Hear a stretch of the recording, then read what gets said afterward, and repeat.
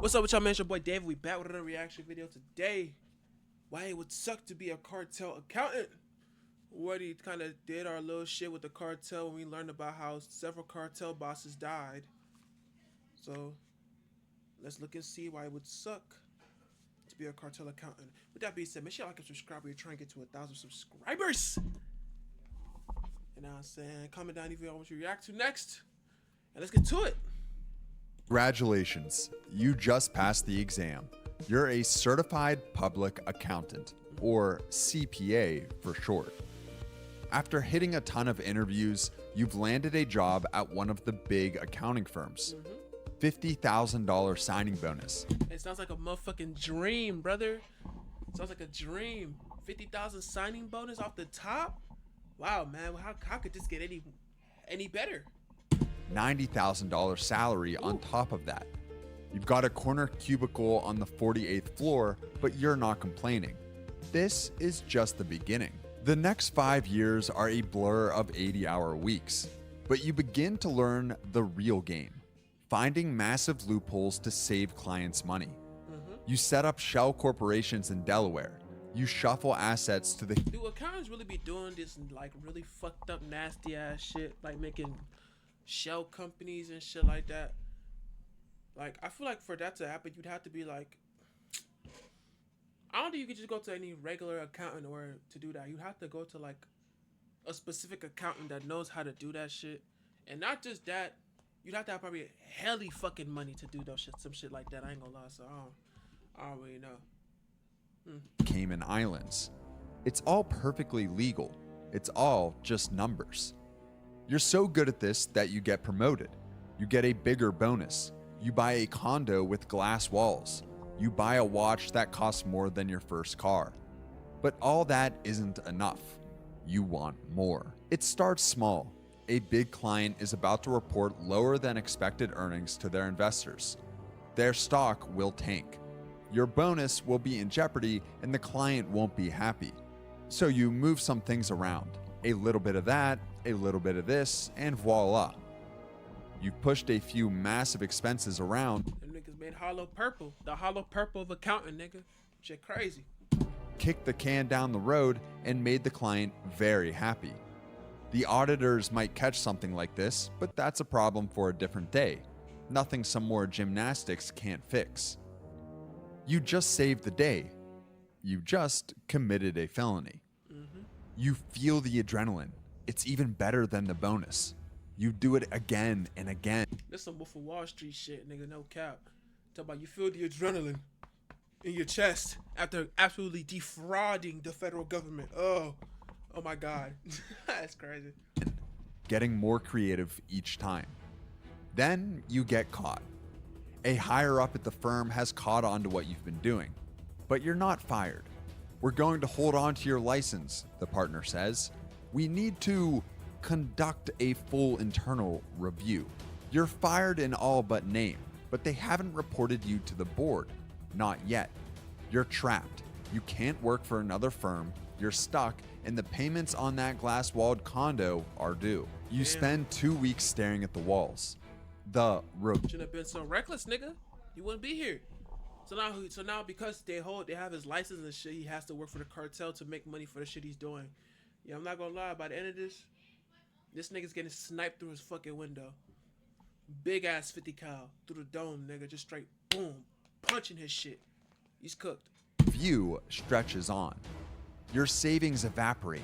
You're selling the watch to make the mortgage payment when the phone rings. It's a number you don't recognize. You're the guy who can make things disappear, and I hear you are available. A meeting is set, not in an office, a booth at the back of a 24-hour diner. The man across from you... It's some Breaking Bad shit. They never have any real business meetings in business offices. They have it all at restaurants, at diners, the chicken spot. In Breaking Bad, they always used to talk there and shit.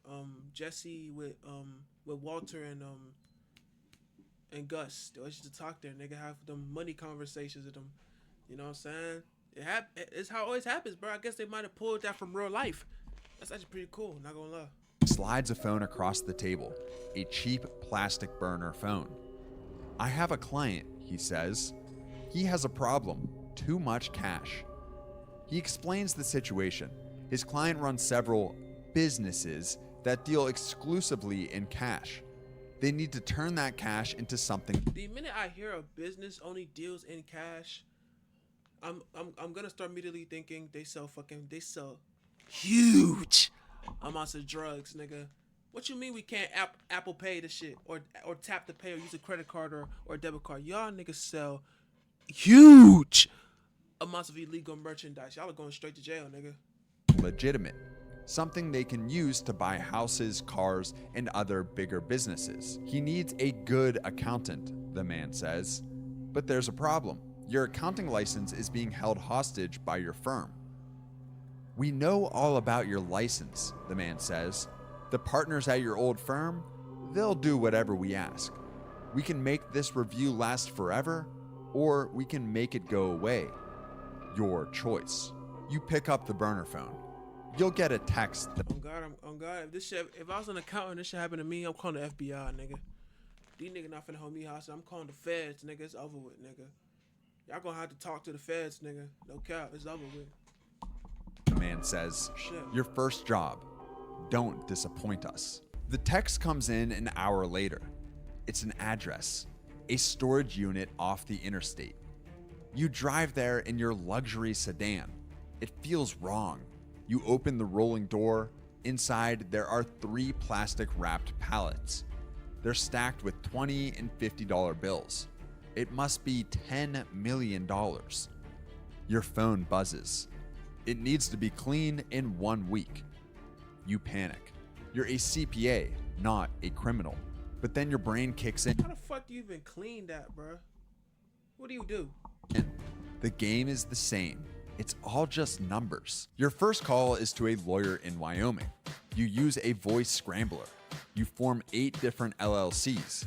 They're shell companies, just empty boxes. Next, you go to the bank. You, as the managing partner of one of the LLCs, open a business account. You do this 7 more times for all the LLCs with the same bank or different banks? The fuck? 7 different banks. Okay. Now, the hard part, the cash. You can't walk in with $10 million. Any deposit over $10,000 gets flagged by the feds. It's called a currency transaction report. So you don't do that. You hire runners, day laborers, desperate college kids, anyone who won't ask questions. You give them each $9,500 in cash and a bank account number. They make the deposit. They get $200 for this, and you do this 1,052 times. This in a week? Hey, you one hard working motherfucker. I ain't gonna lie, nigga. If I was a drug dealer and my accountant doing some shit like this, I ain't gonna lie, nigga. You right here with us. You like these with us, nigga. 1,052 times? You like these with us, nigga. No cap. This is called structuring. It's also a federal crime. After 72 hours, the $10 million is in the 8 LLC accounts. But it's not clean. It's just sitting there. Now you need to layer it. From your laptop, you initiate a wire transfer. One LLC pays another LLC $1.2 million for consulting service. For a service. Yep, for a service. So that turns the money more clean, right? Services. Another one buys a $700,000 shipping contract from another LLC. The money moves. It zips from Wyoming to Delaware, from Delaware to a bank in Cyprus, from Cyprus to a real estate trust in Panama. You're making the money dance. You spin it so fast through so many accounts in so many countries that it becomes a ghost. Finally, the last step, integration. A shell company in your name borrows $2 million from the Panamanian Trust. It's a legitimate, high-interest loan. You use that $2 million as a down payment on a failing strip mall. The cash is gone, and in its place is a tangible asset. The phone buzzes. The man from before. The client is very happy. He'd like to meet you. The meeting isn't at a diner. It's on a private jet. Holy You're shit. blindfolded for the entire flight. When you land, you're at a ranch. The man who greets you is El Jefe. He's wearing jeans and a The fuck going on?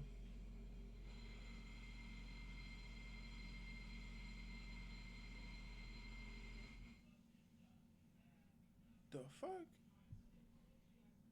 My house shaking this shit. Fuck going on? simple polo shirt. He's grilling steaks. He hands you one on a paper plate. You're the magician, he says. You're wasting your time with the banks, he tells you. The strip mall, that's good. We're going to buy more. This isn't a one-time job. This is a promotion. You are now the chief financial officer for a multinational criminal enterprise. Your job is no longer 80-hour weeks. It's 24/7. You become an expert in trade-based laundering. You have El Jefe's produce company in Mexico buy $5 million worth of avocados from a distributor in the US that you own. The avocados are never shipped. This shit probably happened in real life. That avocado shit was too specific. I ain't gonna lie. You just overpay for them. The $5 million in drug money is now legitimate revenue for your US company. You buy a casino in Macau. It's the perfect washing machine. Your associates walk in with duffel bags of cash, buy chips, gamble for 10 minutes, and cash out with a clean casino check. You get into art. You buy a painting by a no-name artist for $50,000 in cash. A week later, a private collector in Switzerland, another shell company that you own, buys it at an auction for $5 million. The money is now art appreciation. You live a life you've only seen in movies. You have a penthouse in Miami, a driver, a chef. You have a go bag under your bed with $500,000 and 6 different passports, each one with a plausible new identity. But you're a prisoner. You're not a person anymore. You have no real freedom. You're El Jefe's asset. You're the man who knows where every single dollar is buried. And if you divulge that, and that means that you like D's, nigga. You go to the government, guess what? El Jefe gonna put a 50 cal in your fucking dome, nigga. Nigga, El Jefe don't play, and you cook, nigga. That's tough. You're done.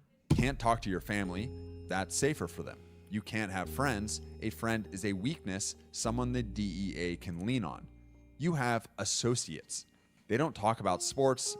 They talk about who got arrested and who disappeared. I'm recording. The paranoia is non-stop. You check your car for a GPS tracker every morning. You change your burner phone. You really should be checking that shit for fucking bombs. Fuck a GPS tracker. They might be putting bombs into your shit, mafia style, nigga. Every week. You never sit with your back to the door. Every time a new car parks on your street, you watch it for hours. Is it the feds or is it them? Your old life is a joke. You'd kill for a boring spreadsheet right now. You'd kill to be back in that cubicle. You see what happens to people when they make mistakes. An enforcer skims $20,000. He's found in a barrel. Yeah. A friend of El Jefe talks to the wrong person. He just vanishes. And you're the biggest liability of all. You're the only one who can connect El Jefe to his money. You're the only one who can testify. One day you make a mistake, a small one, a typo. You wire $2 million to the wrong shell. You fix it in an hour, but the bank in Cyprus flags the error. It's just a routine inquiry, a form to fill out. But it's a crack in the wall. Damn. Your handler, the one who follows you everywhere, sees you sweating. He sees you check your go bag. He knows. The end doesn't come with a bang. It comes with a text on a phone you thought was clean. We need to talk. Oh yeah, they finna tie your ass up, put the bag over your head, lean you over, open up the bag. They're gonna say, "Look at the stars one more time," and then pop you right into your shit, nigga, movie style. You're done. It's from the man you first met, the one you haven't seen in 5 years. He's waiting for you at the same diner, in the same back booth. You've done well, he says, very well. El Jefe is very happy. He considers you family. You know what this means. You're cooked. Family doesn't get to retire. But the landscape is changing, he says. The feds, they're getting smarter. They're looking at your art, your crypto. You're a loose end, he says. A very, very expensive loose end.